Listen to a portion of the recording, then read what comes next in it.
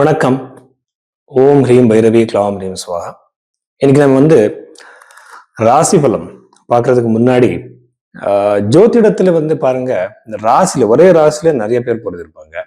ஒரே நட்சத்திரத்துல நிறைய பேர் பிறந்திருப்பாங்க.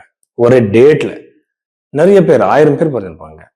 லட்சம் பேர், கோடி பேர் பிறந்திருப்பாங்க. ஆனா இதெல்லாம் இண்டிவிஜுவலா இல்லை. எப்படின்னா இப்ப பாருங்க, மீன ராசிக்கு கும்பராசிக்கு எல்லாமே சாடே சாத்தி நடக்குதுன்னு சொல்றாங்க.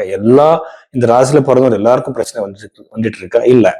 எதுக்குன்னா உங்களோட இண்டிவிஜுவாலிட்டி உங்களோடது புரிஞ்சுக்கிறதுக்காக நீங்க வெறும் ஜாதகம் மட்டும் இல்ல, கை ரேகையும் ஜாதகத்துக்கு மேட்ச் பண்ணணும். இப்ப பாருங்க, உங்களுக்கு கஜகேசரி யோகம் இருக்கு, அது கையில இருக்கா? அது ஃபர்ஸ்ட் மேட்ச் பண்ணணும். எதுக்குன்னா ஒருவேளை உங்க டேட் ஆஃப் பர்த் சேஞ்ச் ஆயிருக்கலாம், பர்த் டைம் மிஸ்டேக் ஆயிருக்கலாம், ஆனா கை ரேகை போய் சொல்லாது. ஸோ ரெண்டுமே மேட்ச் பண்ணி, நாடி ஜோதிடம் படி, பாமிஸ்ட்ரி படி ரெண்டுமே மேட்ச் பண்ணி நாம ஒருவேளை இந்த டேட் ஆஃப் பர்த் சரி இல்லை இன்னாலும் கூட நாம கண்டிப்பா இந்த கை ரேகை வச்சு நிறைய விஷயங்கள் சொல்லலாம். அந்த மாதிரி உங்க ஜாதகத்தை பார்க்கறதுக்காக நீங்க பைரவி ஆஸ்ட்ரோல நீங்க கன்சல்டேஷன் எடுத்துக்கலாம். இன்னொரு விஷயம் என்னன்னா, பாருங்க, ஃபார் எக்ஸாம்பிள் கல்யாணம் இருக்குன்னு பாருங்க, ஒரு கல்யாணத்துக்கு திருமணத்துக்கு சம்பந்தப்பட்ட ஒரு கொஸ்டின் இருக்கு. ஜாதகத்துல தசா பீரியட் நாம பார்ப்போம். அதுக்கப்புறம் கை ரேகை வச்சு கையில சுக்கிரனுக்கு சம்பந்தப்பட்ட லைன்ஸ் எப்போ எந்த ஏஜ்ல டச் ஆகுது அது பார்க்கணும். அதுக்கப்புறம் பிரச்சனை பார்க்கணும். ஸோ இது எல்லாமே நம்ம அலைன் பண்ணி சொன்னா 100% ப்ரெடிக்ஷன் கரெக்டா வரும். இந்த மாதிரி நீங்க கன்சல்டேஷன் எடுத்துக்கணும்னா பைரவி ஆஸ்ட்ரோவை நீங்க எடுத்துக்கோங்க. அந்த நம்பருக்கு நீங்க கூப்பிடலாம். ருச்சிக ராசி 2026 மே 10ஆம் தேதிக்கு அப்புறம் இந்த ருச்சிக ராசியில பிறந்தவருக்கு என்னென்ன பாசிட்டிவ் நெகட்டிவ் இருக்கு நம்ம பார்க்கலாம்.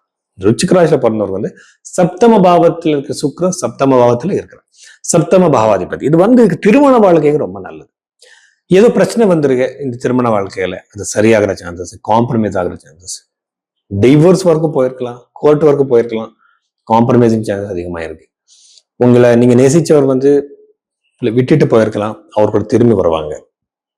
அது ஃபீமேல்ஸ் மேல்ஸ் இல்ல, அந்த ரொமான்டிக் ரிலேஷன்ஷிப் மட்டும் இல்ல, உங்க ஃப்ரெண்ட் கூட ஆயிருக்கலாம். உங்க விட்டுட்டு போறவர் உங்களுக்கு சேர்ற காம்ப்ரமைஸ் ஆகிற சான்சஸ் அதிகமாவே இருக்கு இந்த ருச்சிக ராசியில பிறந்தவருக்கு.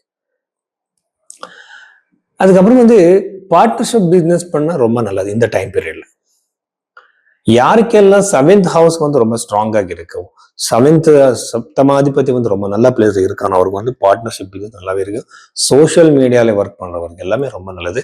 ஃபிலிம் இண்டஸ்ட்ரியில யாராவது போயிட்டு இருக்கீங்களோ அவர் எல்லாருக்குமே ரொம்ப நல்லது. எல்லாருக்குமே சப்தம பாவம் நல்லா இருக்கணும். அவருக்கு மட்டும்தான் இந்த ஒரு முகவர் எப்படின்னா ஒரு இது கிடைக்கும். மாசுக்கு அவரு இதாகிற சான்சஸ் அதிகமாவே இருக்கு. ஸோ அதுக்கப்புறம் அஷ்டமஸ்தானத்துல இருக்கிற ஜூபிட்டர் குரு கிரகம்னால கண்டிப்பா உங்களுக்கு ஃபைனான்சியல் சக்சஸ் இருக்கு. ஏதோ பிசினஸ் பண்றீங்க, சின்னதா இருக்கலாம் பெருசா இருக்கலாம், ஆனாலும் அங்க உங்களுக்கு சக்சஸ் கண்டிப்பா இருக்கு. அவ்வளவு நீங்க ப்ராஃபிட்டை எதிர்பார்க்கல, அவ்வளவு ப்ராஃபிட் வர சான்ஸ் அதிகமா இருக்கு. சடன் கெயின்ஸ் இருக்கு. அதனால நீங்க பிசினஸ்ல ரொம்ப ப்ராஃபிட்டை நீங்க எதிர்பார்க்கலாம். பஞ்சம பாவத்தில் இருக்கிற சனி செவ்வாய் நாம பார்த்தா கண்டிப்பா உங்க குழந்தைகளை ஹெல்த் ரிலேட்டட், ஜாப் ரிலேட்டட், கரியர்ல ஏதோ ஒரு பிரச்சனையை கண்டிப்பா பார்ப்பாங்க. ஜாகிரதையா இருக்கணும், தைரியம் சொல்லணும். அந்த டைம் பீரியட் பாருங்க, அஸ்ட்ராலஜில பாசிட்டிவ் நெகட்டிவ் டைம் ரெண்டு தான் நடக்கும். இது அப்படி நாம அந்த நெகட்டிவ் டைம் வரும்போது அதை அக்செப்ட் பண்ணிக்கணும். மென்டலி நம்ம ப்ரிப்பேர் ஆகணும். அதுக்குதான் அஸ்ட்ராலஜி இருக்கு. எல்லாமே நம்ம தலையெடுத்து யாராலும் மாற்ற முடியாது. ஸோ அதனால நான் என்ன சொல்றேன்னா, அந்த டைம் பீரியடுக்கு அவருக்கு ப்ரிப்பேர் பண்ணுங்க. நீங்களா இருந்தாலும் சரி, அவரா இருந்தாலும் சரி, அவருக்கு நீங்க ப்ரிப்பேர் பண்ணுங்க. ஸோ புது கோர்ஸ் பண்றவருக்கு ரொம்ப நல்லா இருக்கு. ஆனா கான்சென்ட்ரேஷன் ப்ராப்ளம்ஸ் வரும்.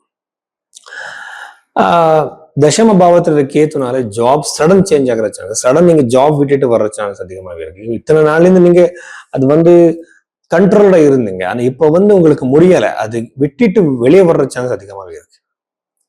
அந்த சிச்சுவேஷன் கிரியேட் ஆகும். அந்த ஒர்க்கிங் என்வரன்மெண்ட்ல உங்களுக்கு பிடிக்காத நிறைய விஷயங்கள் நடக்கும். நீங்க விட்டுட்டு வரலாம், ஜாபே வேணும்னு வந்துடலாம், நீங்க பிசினஸ் ஸ்டார்ட் பண்ணலாம். இந்த மாதிரி சடன் பாசிபிலிட்டிஸ் கேத்துனால இந்த ராசியில பிறந்தவருக்கு நடக்கும். அதுக்கப்புறம் வந்து புது பிசினஸ் பண்றவங்க வந்து ப்ராப்பர்ட்டி வாங்குறதுக்கு ரொம்ப நல்ல டைம் பீரியட் தான் இது. பூர்வீக சொத்து கிடைக்கிற சான்சஸ் இருக்கு.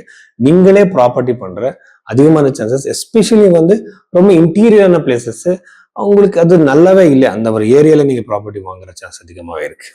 எப்படின்னா ஃபியூச்சர்ல அது இம்ப்ரூவ்மெண்ட் ஆகலாம், இப்போ அது இம்ப்ரூவ்மெண்ட் இருக்காது, அந்த மாதிரி ப்ராப்பர்ட்டி நீங்க வாங்குற சான்சஸ் அதிகமா இருக்கு இந்த ரிச்சிக ராசியில பிறந்தவருக்கு.